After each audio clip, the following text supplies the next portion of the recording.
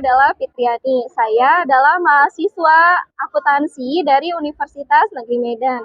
Kali ini saya akan melakukan praktik pembelajaran dengan menggunakan project based learning. Selamat menyaksikan.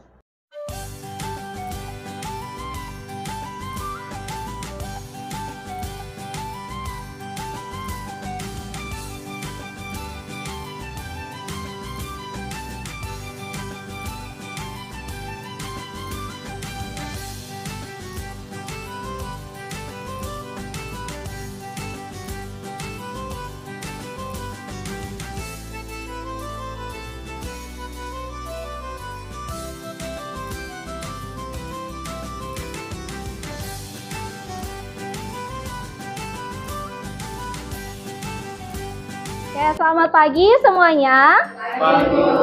Oke, kita mulai pembelajaran kita hari ini ya. Silahkan ketua kelasnya dipimpin doa terlebih dahulu.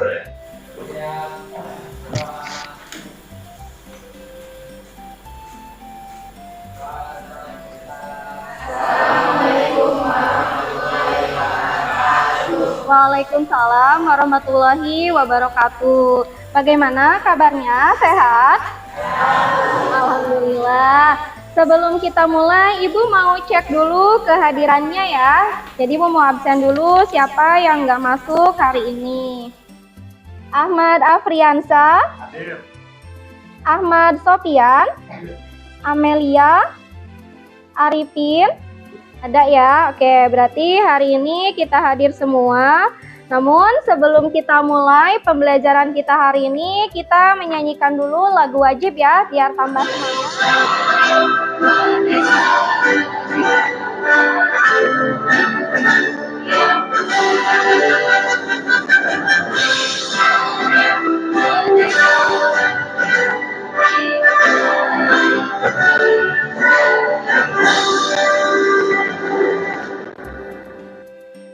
Oke, silakan kalian boleh duduk kembali. Oke, jadi sebelum kita mulai, kalian boleh siapkan dulu peralatannya, alat tulisnya, biar nanti kalau dibutuhkan, kalian tidak bingung-bingung lagi cari alat tulis kemana. Oke, sebelum kita mulai nih, Ibu mau tanya dulu sama kalian. Adakah di antara kalian yang masih ingat minggu lalu kita mempelajari tentang materi apa? Oke, Dini, boleh silahkan. Pertemuan sebelumnya kami mempelajari materi perolehan aset tetap. Kami belajar dari mulai pengertian, cara menghitung, sampai dengan cara mencatat perolehan ke dalam jurnal. Nah, betul ya. Jadi, minggu lalu kita telah belajar mengenai harga perolehan aset tetap. Oke, untuk hari ini, sebelum saya masuk ke materi ini, saya ingin bertanya dulu nih ke kalian ya. Sebelumnya kan kita sudah belajar mengenai aset tetap, pengertiannya, jenis-jenisnya, karakteristiknya, ya. Kemudian hari ini kan kita belajarnya di lab akuntansi, benar gak? Nah, menurut kalian nih, barang-barang apa saja sih yang ada di lab ini yang termasuk ke dalam aset? Ada komputer, terus apa lagi?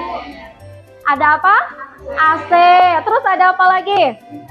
Ada printer. Nah, betul sekali ya. Jadi barang-barang tersebut itu termasuk ke dalam aset tetap. Nah, sekarang coba kalian bayangkan ya. Bayangkan aja dulu. Misal nih, barang-barang di depan kalian ini sudah tidak terpakai lagi. Mau dikemanain sih kira-kira?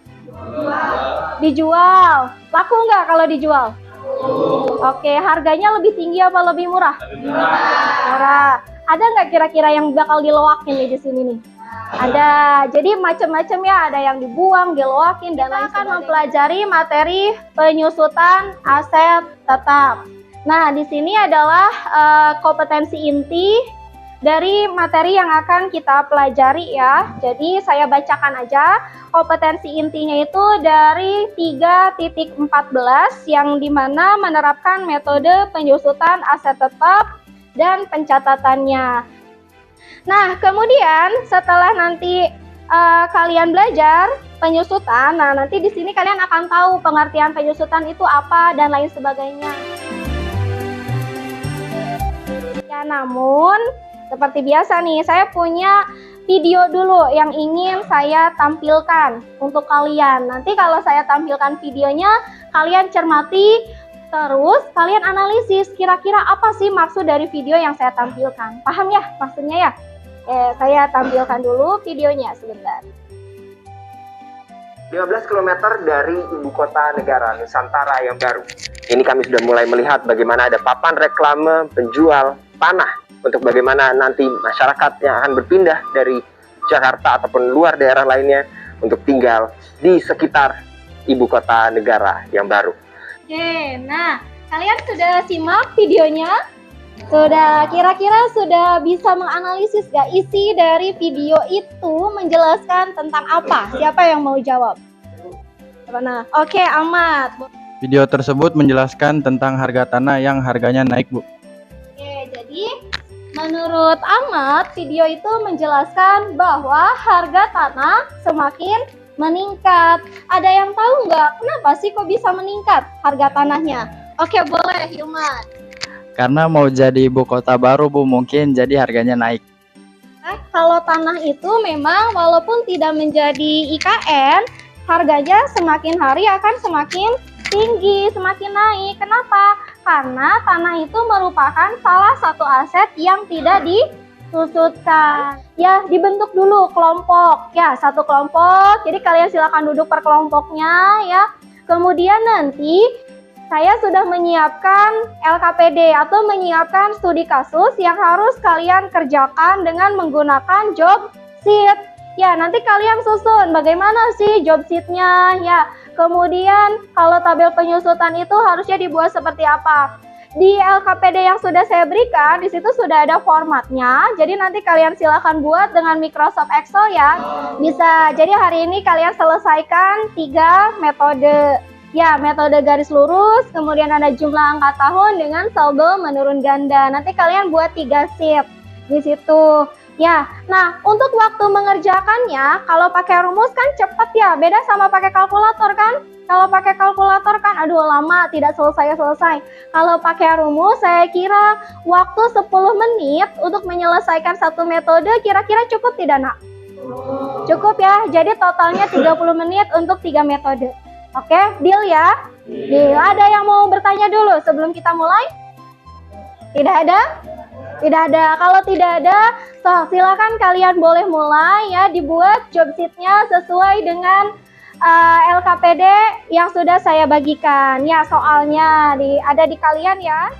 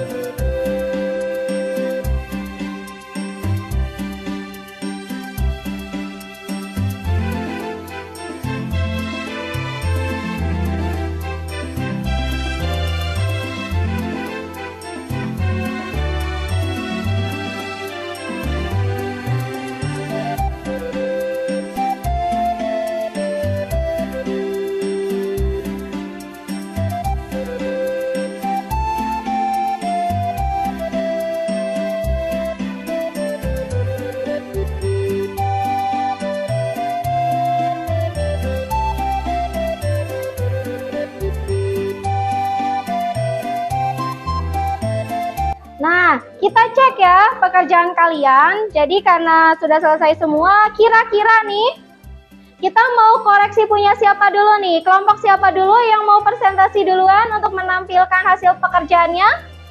Kelompok siapa? Oh, kelompoknya Naipa. Boleh kita buka ya hasil pekerjaannya. Kelompok kami akan menampilkan dan mempresentasikan job set penyusutan aset tetap yang telah dibuat oleh kelompok kami. Penyusutan aset tetap merupakan alokasi harga perolehan aset tetap kepada periode akuntansi dalam masa penggunaan. Berikutnya, kelompok siapa lagi nih yang mau mempresentasikan hasil pekerjaannya? Oh, kelompoknya Gibran, boleh, silahkan. Kami akan menampilkan dan mempresentasikan job sheet yang telah dibuat oleh kelompok kami. Penyusutan aset tetap merupakan pengurangan dari suatu nilai aset di mana tugas dari tenaga akuntansi adalah menghitung dan mencatat penyusutan aset yang dimiliki perusahaan. Berikut adalah job sheet yang telah dibuat oleh kelompok kami.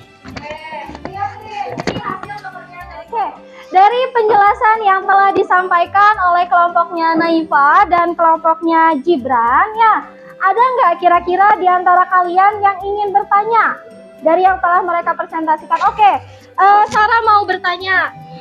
Berdasarkan hasil presentasi yang telah disampaikan kelompok, saya ingin bertanya, sebelumnya kan sudah dijelaskan bahwa aset yang nilainya tidak akan berkurang adalah tanah.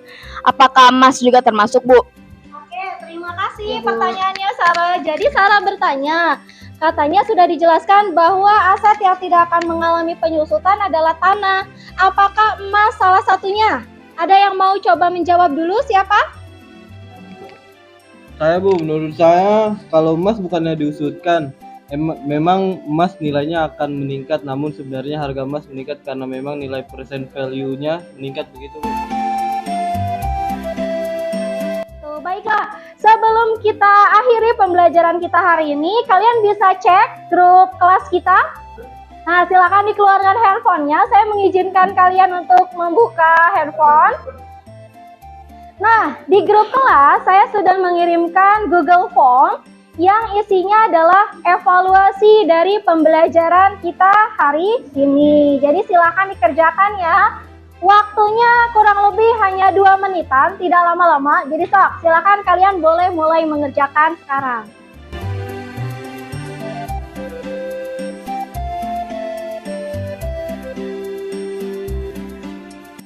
Nah, sebelum kita tutup pembelajaran kita hari ini, Ibu ingin ada dari kalian yang membantu Ibu untuk menyimpulkan materi yang kita pelajari hari ini. Siapa yang mau menyimpulkan materinya?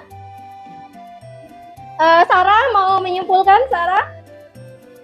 Oke, boleh. Kesimpulan dari materi yang dipelajari hari ini adalah penyusunan aset tetap dapat dihitung dengan menggunakan beberapa metode dan cara menghitungnya dapat menggunakan job sheet dengan menggunakan rumus Microsoft Excel. Terima kasih. Nah, jadi itulah materi yang kita pelajari hari ini dari bab penyusutan aset tetap.